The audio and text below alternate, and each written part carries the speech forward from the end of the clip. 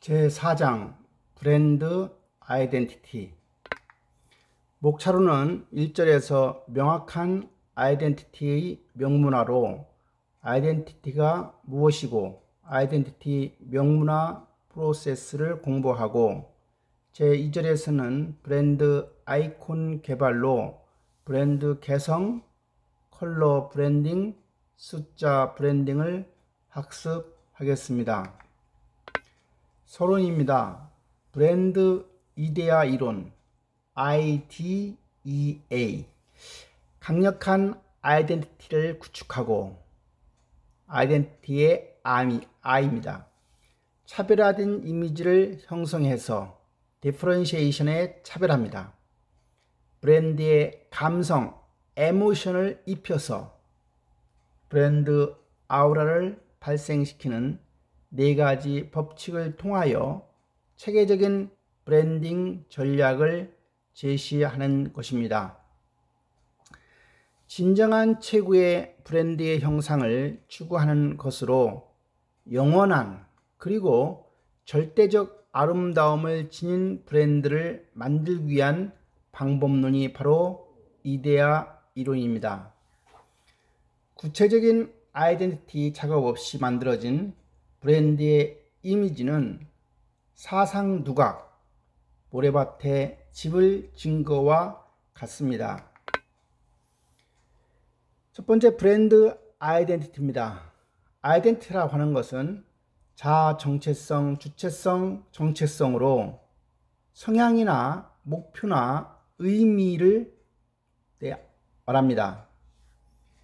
자기를 자각하려고 하면, 즉 셀프 어웨어네스를 하려고 하면 신체적인 특징으로 어떻게 생겼는지, 활동적인 특징으로 활동을 통해서 무엇을 인지하고 있는지, 사회적 특징으로 외부 대상과의 관계를 통해 만들어지는 사회적 특징, 심리적 특징인 성격 등, 즉 자기를 자각하려고 하면 신체적 특징, 사회적 특징, 심리적 특징, 활동적 특징 등을 알아보아야 한다는 이야기입니다.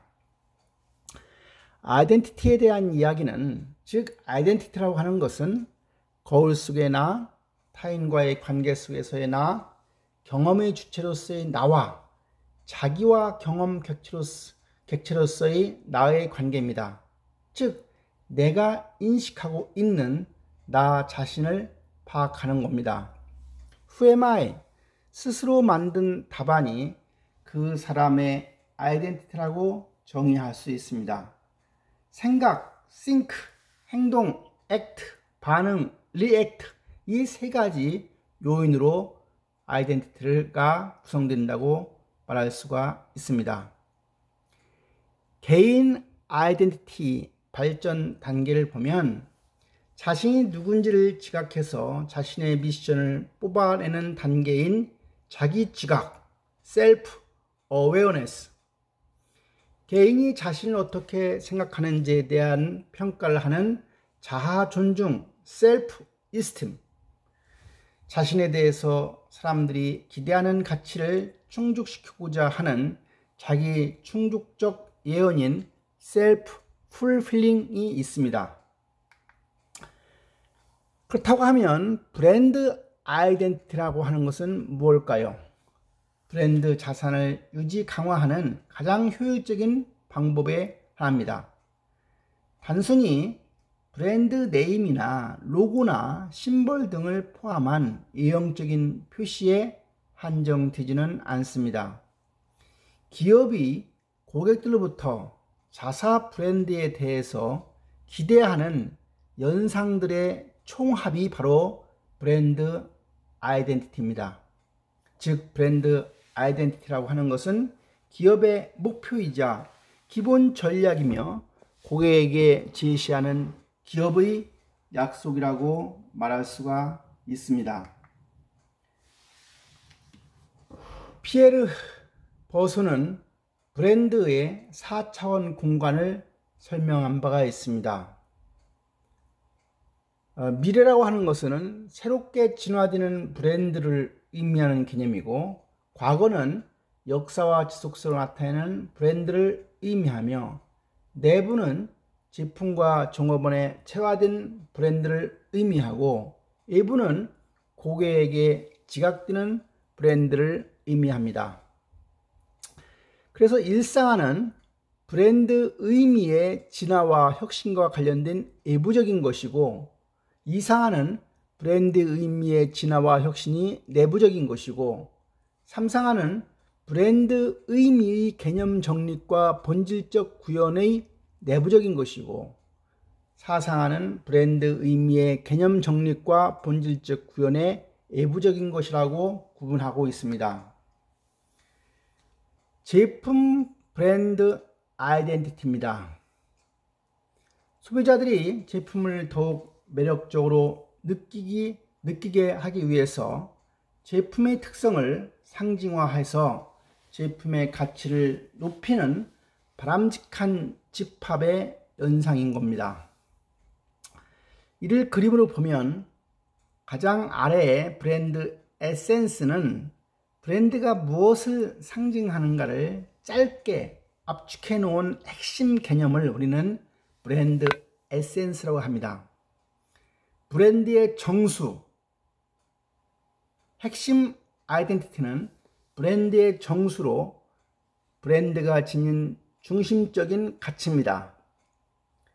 확장 아이덴티티는 핵심 아이덴티티의 의미를 더욱 풍부하고 명확하게 해주는 연상 요소들이라고 설명할 수 있습니다. 반면에 기업 브랜드 아이덴티티, 코퍼레이트와 관련된 아이덴티티입니다. 기업의 아이덴티티를 구성하는 가장 기본적인 요소는 기업 이념과 철학입니다. 즉 마인드 아이덴티티입니다. 두 번째는 기업의 문화인 behavioral 아이덴티티입니다. 세 번째는 시각 디자인 요소인 비주얼 아이덴티티입니다. 기업이 만든 브랜드 로고와 네임을 포함하여 시각적인 요소와 기타 소비자에게 전달되는 모든 가치를 경쟁 기업과 차별되게 인식시키는 기업 이미지를 구축하는 걸 말합니다.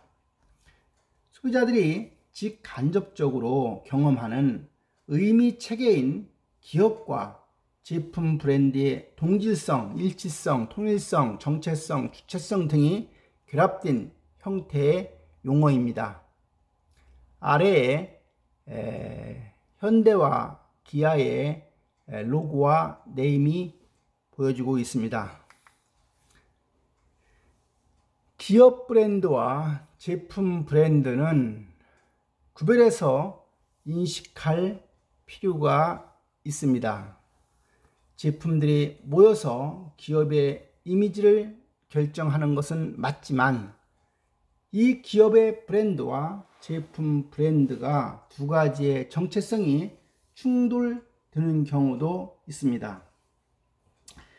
기업의 이미지는 그 기업이 생산, 판매하는 개별 제품 이미지의 상호작용, 인터랙션의 아웃컴, 결과인 겁니다. 두 개 이상의 기업을 소유하고 있는 기업 집단의 경우 그룹의 이미지는 개별 기업 이미지들의 상호작용의 최종 이미지 결과물인 것입니다. 경영의 관점에서 기업 브랜드 아이덴티티는 브랜드에 대한 연상과 개성으로 형성된 인지도, 이미지, 품질 인식, 고객 충성도 등을 포괄하는 개념인 겁니다. 브랜드 아이덴티티 명문화 프로세스, 명문화 과정입니다. 5가지의 퀘션, 질문을 통해서 만들 수 있습니다. 첫 번째는 우리는 누구인가? Who are we? 우리는 무엇을 하는가? Who do we do? 우리가 원하는 성공은 무엇인가? What do we want to be when we are successful? 우리는 어떻게 운영되는가? How do we operate? 즉 우리의 주 경쟁자는 누구인가? 우리는 경쟁자와 어떻게 다른가? How are we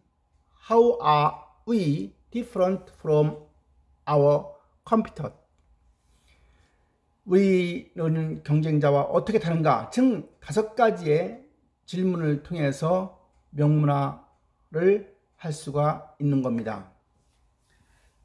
아이덴티티의 명문화입니다. 브랜드 아이덴티티를 직접적으로 문장화해서 브랜드 주체가 약속하고 정의하는 정책성의 메시지를 이해관계자들과 커뮤니케이션 하는 작업이 아이덴티티의 명문화입니다. 여기서 MVVS, 즉 미션은 당신의 존재 이유는 무엇인가? 즉 미션은 존재 이유입니다. 그 기업의 존재 이유, 그 브랜드의 존재 이유 등 존재의 이유, 미션, 이것이 무엇인가? 비전, 당신이 달성하고자 하는 바는 무엇인가? 미래의 모습이죠. 당신이 달성하고자 하는 바는 무엇인가? 그게 바로 비전이고, 밸류는 추구하고자 하는 가치는 무엇인가? 밸류입니다. 그리고 마지막 S는 슬로건으로 외부 관계자 및 소비자들에게 쉽게 알리기 위해 한 문장으로 정리된 것을 우리는 슬로건이라고 합니다. 이런 것을 작성할 때는 KISS, 즉 Keep it simple and short, 즉 단순하고 짧은 것을 유지하는 것, 즉 KISS 원칙에 입각해서 만드는 것이 좋습니다. 다음은 사명서, 미션 스테이트먼트입니다. 잘 작성된 사명서, 미션 스테이트먼트는 해당 기업 또는 브랜드의 장기적인 베니핏을 가져다 줄 수 있습니다. 비전서라고 하는 것은 미래에 이루어내고자 하는 목표 중심이라고 할 수 있습니다. 미션이라고 하는 것은 행동적인 부분에 대한 지침인 거고요. 그래서 형식은 유사할지라도 커뮤니케이션 하고자 하는 컨텐츠는 분명한 차이가 있는 겁니다. 그래서 사명서는, 즉 스테이트먼트 사명서는 목표 고객, 문장 길이, 단어와 언어, 지속성, 적시성, 차별성과 같은 요소들을 가지고 있어야 합니다. 이제 브랜드 아이콘 개발입니다. 브랜드 아이콘 개발, 브랜드 개성입니다. 브랜드 개성이라고 하는 것, 브랜드에 부여된 인간적인 특성을 우리는 브랜드 개성이라고 합니다. 특정 브랜드나 제품을 사람으로 생각했을 때 그 제품이 가지고 있는 인간적인 특징, 그 제품이 가지고 있는 인간적인 특징이 브랜드 개성입니다. 브랜드 개성은 브랜드의 활력을 불어넣고 브랜드의 차밍, 매력을 끌어올리며 서비스를 향상하는 특징을 갖게 됩니다.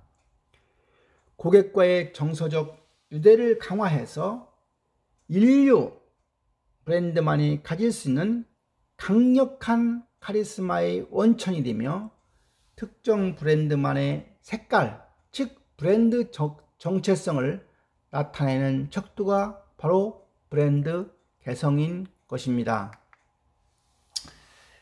브랜드 개성 구축입니다. 브랜드 개성을 구축하려고 하면, 즉 브랜드 개성이라고 하는 것은 브랜드의 매력인 거죠. 이 브랜드 개성이 자아와 동일시 되는 것을 우리는 브랜드 파트너십이라 하고, 또 이것이 관계 만족도로 발전하면 브랜드 동화가 일어나서 마치 궁극적으로 브랜드 충성도가 이루어지며, 브랜드 충성도는 바로 브랜드 몰입인 것입니다. 소비자는 브랜드를 통해서 자아를 표현하려고 합니다. 어느 여성이 고급 명품 백을 가지려고 하는, 들고 다니려고 하는 것은 그 명품백을 통해서 자아를 표현하려고 하는 것으로 우리는 이해를 해야 합니다. 소비자는 자신의 이미지와 일치, 부합되는 브랜드를 선호하기 마련입니다. 브랜드 개성이라고 하는 것은 자신의 자아를 표현해서 자아를 확대할 수 있는 수단인 겁니다. 브랜드 개성은 자아를 확대할 수 있는, 자아를 표현하고 자아를 확대할 수 있는 수단이 바로 브랜드 개성인 것입니다. 브랜드 충성도, 우리가 이제 브랜드 개성, 자아 동일시, 관계 만족도에서 마지막 단계 브랜드 충성도라고 하는데, 브랜드 충성도라고 하는 것은 선호하는 제품, 서비스를 재구매 또는 재이용 뭐 이런 거죠. 서비스라고 하면 재이용할 거고요. 제품은 재구매할 거고요. 그래서 단골 고객이 되려고 하는 심층적인 몰입 상태를 우리는 브랜드 충성도라고 합니다. 향후 브랜드의 스위칭은 브랜드를 바꾸는 거죠. 향후 브랜드 스위칭을 목표로 하는 타사 브랜드 마케팅 시도에도 동일 브랜드를 재구매하려는 경향이다.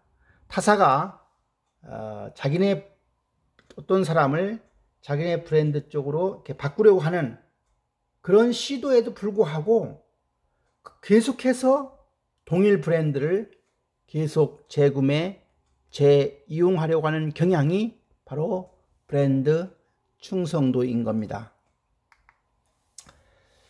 브랜드 개성을 구축하려고 하면 데이비드 아커에 따르면 브랜드의 연상과 관련된 내용입니다.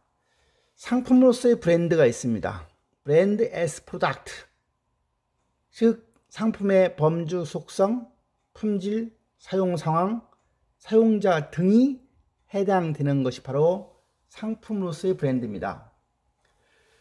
조직으로서의 브랜드는 해당 기업 또는 조직의 속성과 지역적 특성에 대한 연상과 관련된 개념이 조직으로서의 브랜드입니다.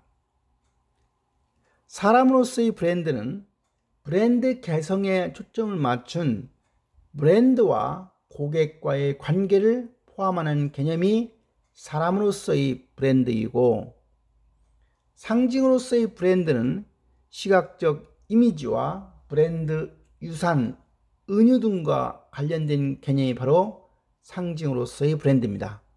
따라서 브랜드는 상품으로서의 브랜드, 조직으로서의 브랜드, 사람으로서의 브랜드, 상징으로서의 브랜드가 있다고 하는 개념을 데이비드 아커가 브랜드 연상에서 이야기하고 있습니다. 제니퍼 아커는 팩터 애널리시스, 즉 요인 분석을 통해서 모든 브랜드에서 적용할 수 있는 브랜드 개성 5가지 차원을 개발한 바 있습니다. 브랜드 개성에 대한 5가지 차원은 아커가 제시한 걸 보면 흥미, excitement, 진실성, sincerity, 세련됨, sophistication, 능력, competence, 활동성, rudeness, 사람의 개성, 브랜드 개성에도 모두 관련된 특성입니다. 어떠한 제품과 서비스 산업에도 일반화시킬 수 있다는 장점이 있습니다. 다음은 컬러 브랜딩입니다. 컬러는 브랜드가 전달하는 시각적 요소 중에서 아마도 가장 중요한 요소일 겁니다. 컬러는 브랜드 정체성의 핵심 요소이자 정체성을 소비자들에게 전달하는 결정적 매개체 역할을 합니다. 아래 그림을 보면 컬러 마케팅이라고 해서 지금 샤넬은 블랙톤을 쓰고 있죠. 블랙톤은 밤, 어두움, 세련됨, 모던, 도시 등을 암시합니다. 그린 형태의 스타벅스 로고는 숲, 평화, 붓과일, 중립, 보존 등을 연상시키는 안정감을 주는 컬러고요. 보라색깔은 예술, 신비로움, 고귀함, 희소성 등을 암시하는 색이고요. 블루는 바다와 하늘, 성스러움, 행복, 희망을 이야기하는 색깔이고요. 가장 위에 코카콜라의 색깔인 레드는 태양, 불, 정열, 사랑, 식욕 등을 떠올리게 합니다. 그래서 자기네 브랜드에 어떤 색깔이 의미하는 바를 연결시킴으로 해서 그 시각적인 것을 강조하는, 시각을 통해서 브랜딩하는 개념이 바로 컬러 브랜딩인 것입니다. 이 아래 그림을 보면 컬러 브랜딩이죠. 그래서 우리가 전체 색깔을 파란색 계통에서 이쪽 붉은색 계통을 보면 기업에서 붉은색 계통에 쓰는 기업이 있는가 하면 파란색 계통을 쓰는 기업이 있죠. 우리나라의 삼성 같은 대기업은 지금 현재 파란색 계통을 쓰는 거고요. 예. 여기 지금 CNN이나 뭐 이런 기업들은 빨간색 계통을 쓰는 경우죠. 뭐 여기 나와 있는 그 기업들은 대개 세계적인 다국적 기업들을 지금 현재 보여주고 있습니다. 다음은 숫자 브랜딩입니다. 숫자. 컬러가 시각적으로 소비자들에게 강한 인상을 심어줄 수 있다고 하면, 컬러가 시각적으로 소비자들에게 강한 인상을 심어줄 수 있다고 하면, 숫자는 소비자들의 머릿속에 브랜드를 정체성을 포지셔닝할 때, 브랜드의 정체성을 포지셔닝할 때 유용하게 사용될 수 있습니다. 숫자는 이미지 전달이 빠르고 제품의 특징을 함축적으로 보여줄 수 있다는 이점을 지니고 있습니다. 숫자에 의미를 부여한 숫자 마케팅은 소비자들의 호기심을 자극해서 제품을 각인하는 효과가 큽니다. 숫자 브랜딩 초기에는 단순히 제품명을 숫자로 풀이해서 사용해 왔습니다. 여기 아래 보면 콘택 600이라는 게 있고요. 음료수 중에서 2% 부족한 그 2라고 하는 숫자, 저런 숫자 600이라고 하는 숫자는 소비자들이 오랫동안 기억하고 있는 숫자 중에 하나라고 볼 수가 있습니다.